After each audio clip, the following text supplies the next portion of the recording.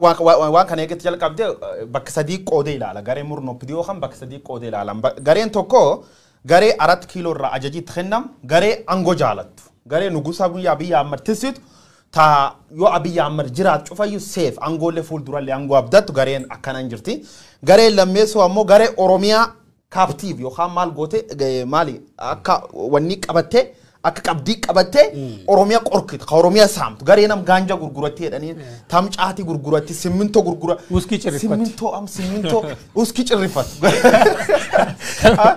adam ko yeroo baay'ee qobnu manajjeesa simminto sammuun nama akkam ilmi nama habibul mataan isaa akkamiin simminto yaata simminto akkamiin mataa keeyyata baranda nagaadeetu dhuunfateen siin jedhama baranda taate sammuu nagaadeedha nageedda gareen lamaffaan garee tan gareen sadaffaan ammoo garee oromiyaa irra dhimmi hin qabne jechuudha gareen tun akkam barbaaddi ideoloojii biyya ammas yoo milkooftu oromiyaan guutuun diigamte Itoophiyaa biyyadhaan bulchan keessatti gartee abbuun feete bakka buutee gara oromummaa irra dhimmi hin qabta sadeentu wala dhuu jira am sadarkaan gubbaa waan taayyeen faan dubbatan kana Taayyee faa dubbatee fi mitkaan wajanda goonu.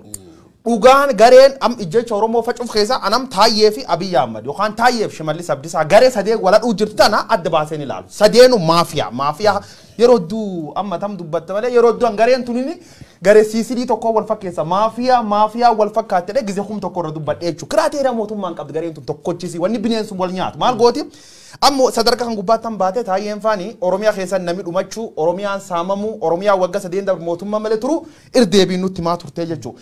Ijjeecha namoota hajjeesan sun barata viidiyoo waraaba dargaggeessi jeesan hamamni dhaati baasanii nam fixan namni justify godha turbitta Taayyee faa.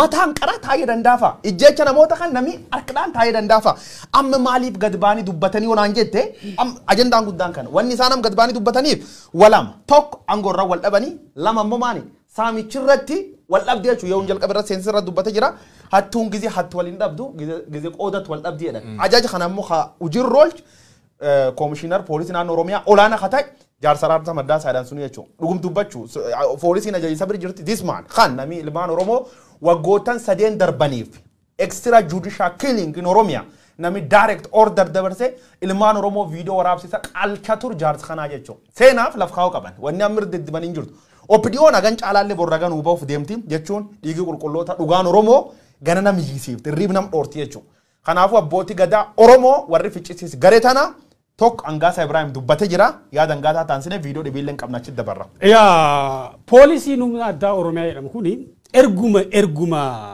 reformiin dhufeas beast maalsin jechuudha bineensa taate baay'inaan illee eebbisanii Hangaasaan waan tokko waan ragaa bahe keessa tokko ajaja qondaalotaatiin warri ijoolleen kun kan kana lagduu ka jedhu tokko lammaffaa immoo waan ammallee jala muramee beekamuu qabu warri ijoollee Oromoo bakkee hundumatti gola Oromiyaa cinaaksanii haga beegii mooyyalee haga walloo keessatti fixaa jiru poolisii humna addaa jedhamu kana poolisii keessa poolisii humna addaa dhiyoo kana milishaan itti makamtee jirti sadaffaa immoo maayin rakkoon the way they are indoctrinated akitti isaan leenjifaman akitti nama ajjeesu irratti waan leenjifaman fakkaata Hangaasaan dubbateera waayee dubbiin tokko achi jalqaba leenjii isaanii irraa eegala naaba barbaada waan kan jechuun armaan dura dubbadhin beeku irdeebee dubbadha gaafa jalqaba qabame mani dhaadhi addisuuni poolisiin na barbaada poolisii federaalaati jechuudha qondaaltota mootummaatiin wal argee qondaaltota mootummaa maatiitii qabanii ajajaanii waraana na bilbilee maal naan jedhe seeta harki kennachuu baannaa maatii tan fixnaa inni naan jennaa waan jedheeni maatiitii hin tuqinaa poolisii federaala tani namanu Oromoo waan jibbituuf namni hidhu dandeetti poolisii Oromiyaatiin na qabaa jedhee bakki jiretti mee jechuudha poolisiin guyyaa jalqaba qabdee na daraarutti poolisii Oromiyaa tanaa jechuudha na caala namni ragaa bahin jiru jechuudha sadarkaa sun ilmaan nama bineensa goote leenjiftee jechuudha sun ammoo katol Shimallis Abdiisaa jechuudha acaalu jeese gad ba'ee qalma dhiyeessan jedhee boo imimmaan nyaacha dhugaa caaluullee garuumsa tana gana nutti muuf jira mark my word tanan nu afaa miti mark my word opidiyoo cubbusiin dhallama irratti hojjat warrumirra nyaate dhugeetti beeloftootummaan isii akkuma kan gabbaate dubbatti wagga sadeen dabro opidiyoo maal goote yoo jenne hin fixanne gabaabsee wanni irreedha yaadi Taayyee xiqqoo irra fudhannee deebina. Yaada Taayyeetu son deemin dura dubbii keenyarra poolisiin Oromiyaa kun irra deddeebiin kadhagaa turre akka itti amma nama ajjeesaa jiran kana baay'ina nama ajjeesaa jiran kana oliyyuu akka nama ajjeesan itti himameedhaan xaragaadha lafarraa fixa jedhamanii ajajamaniidhaan ijoolleen gariin isaanii gara laafina isaaniif gariin isaanii jaala uummataa naatoo uummataa qabanirraa Oromoo qusatan malee akka ajaja olaanaati akka komishiinarotaa fi qondaalota mootummaa naannoo Oromiyaa qondaalota federaalaa Oromoo lafa hin jirtu baay'ee. Kamaal galchuu LTV gubbaatti dubbatee ture baay'ee. Gareen tuni maqaa shanee jedhamuun qaama biraarree leenjiftee bosona keessa bobbaaftee akka jirtu kan nama dararaa jiru garee biraa rikuriit gootee akka jirtu. Abaawo bilxiginnaa jira. Abaawoon waan kana irratti ibsa kennee jirri deddeebiin. Yoo inni dabarra abaawoon irra deddeebiin garee maqaa waraan bilisummaa Oromootiin hidhattee bosona keessa namsaamtu karoor kennaan hin jirtu garee teennaan hin jedhee waakkata jiraa jechuudha. Gareen hattuu ta maqaa abaawootiin opdiyoon bilxiginnaa opdiyoon Shimallis Abdiisaatiif Taayyeen garaagarummaa qaban hin jennu. Cufti opdiyoo bilxiginnaa warri lachuu bobbaas uummata Oromoo daraaruu jirti yeewuni dabruu dandeetta. Qabxiin inni kan biraan gareen kun ittiin waggoota sadan darbanitti uummata Oromoo makaraa argisiisaa baate tokkummaa uummata Oromoo irratti balaa dhoosteetti jedhanii yaadunni kan biraan gandummaadha. Garee gandeedha gareen kun warra tokkummaa Oromoof dhimmamtu warra tokkummaan Oromoo isaan quuqu miti. Isa tokko waan ofitti qabde fakkaattee isa kaan diinoonfattee Oromoo gidduutti garaagarummaa guddaan akka uumamu Oromoon inni tokko isa tokkoof akka hin dammaqne inni tokko isa tokkoof akka hin quuqamne taasifteeti kan isheen jirtu.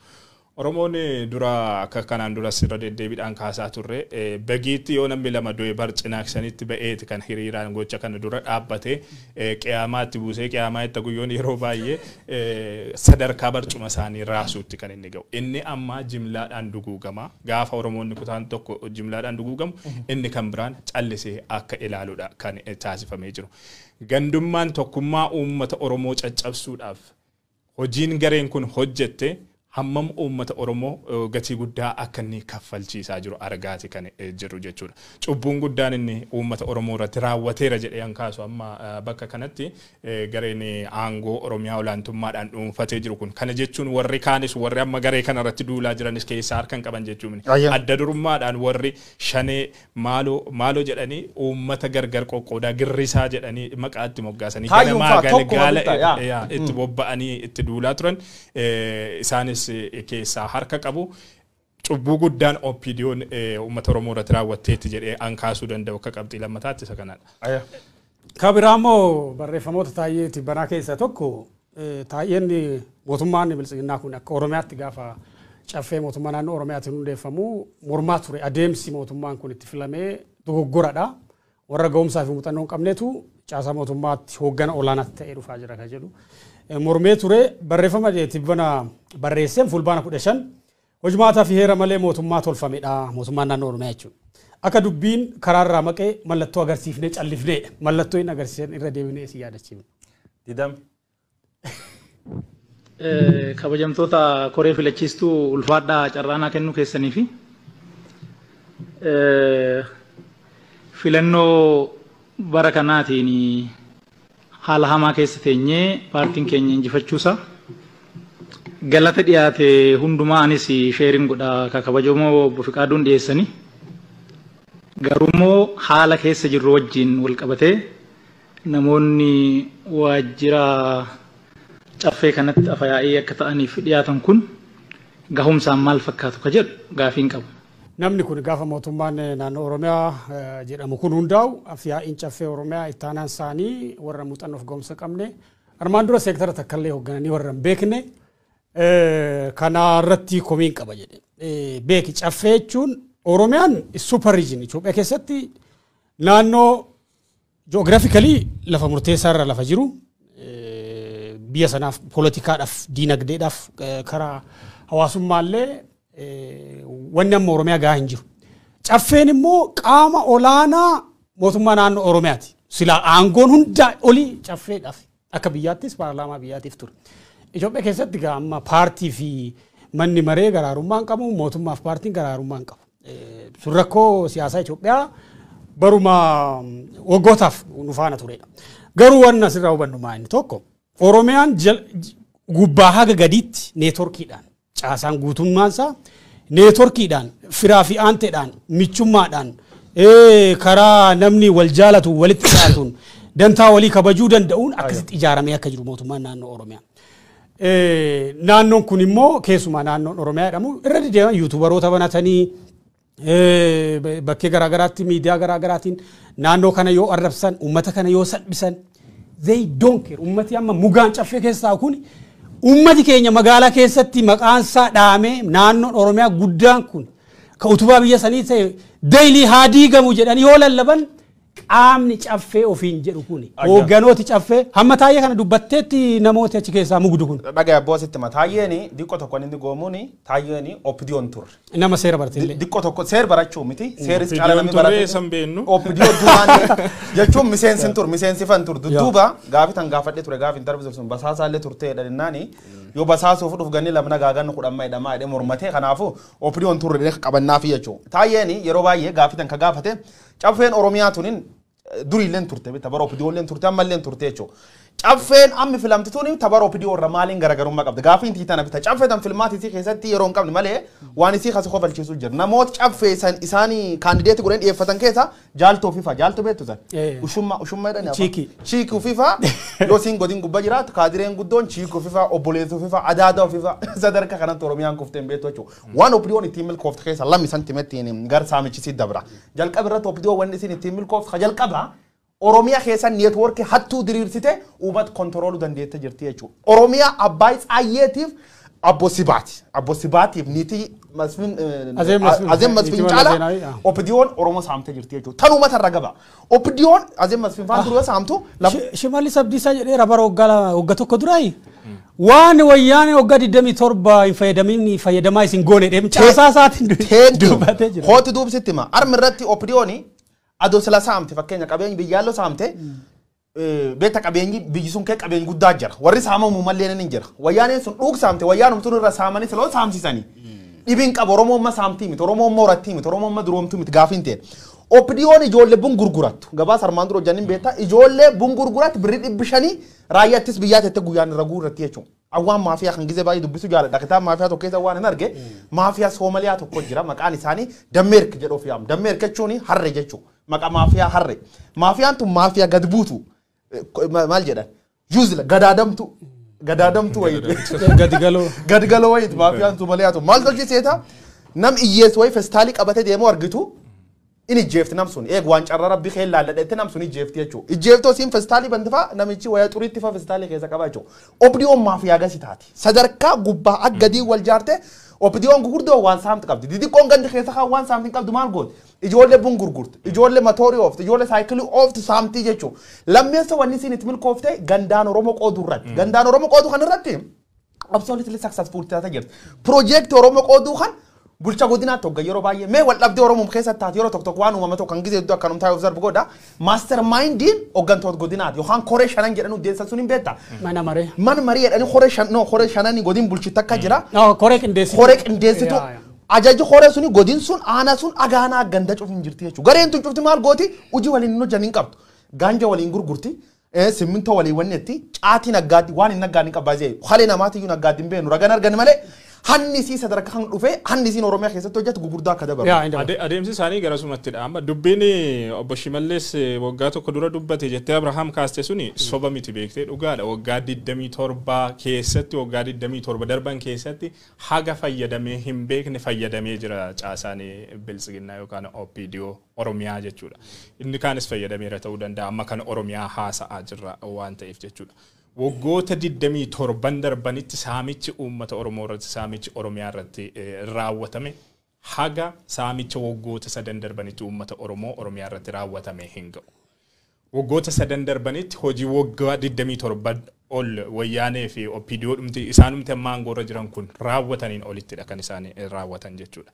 Akkuma duratti kaasne meeteekiin ol ta'anii jiru, effortiin ol ta'anii jiru gareen kun jechuudha. Aangoo bulchiinsa Oromiyaa olaantummaadhaan dhuunfachuudhaan daldalaa hojiidhaan ala baasanii hojii daldala simmintoos jedhi, daldala jimaas jedhi, daldala lafaas jedhi maalis waa hundumaa abbummaadhaan dhuunfataniiti kan isaan jiran.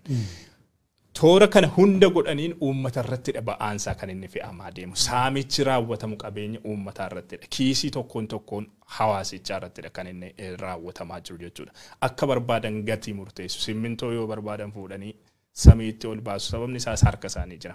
Akka barbaadanitti saamu qaala'insi jireenyaa hawaasa isaaniitti hin mul'atu jechuudha. Badhaadhinni jedhamu garee kanaaf sirriitti dhugoomeeti kan inni jiru garee aangoorra jirtu kanaaf jechuudha. Hawaasa irratti garuu deega hagana hin jedhamnedha kan dhufee jiru.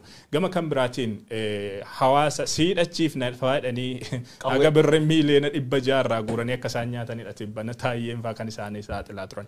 Kanaa olittidha odeeffannoon qabnu ragaan keessuudhaan yeroo garagaraatti argan.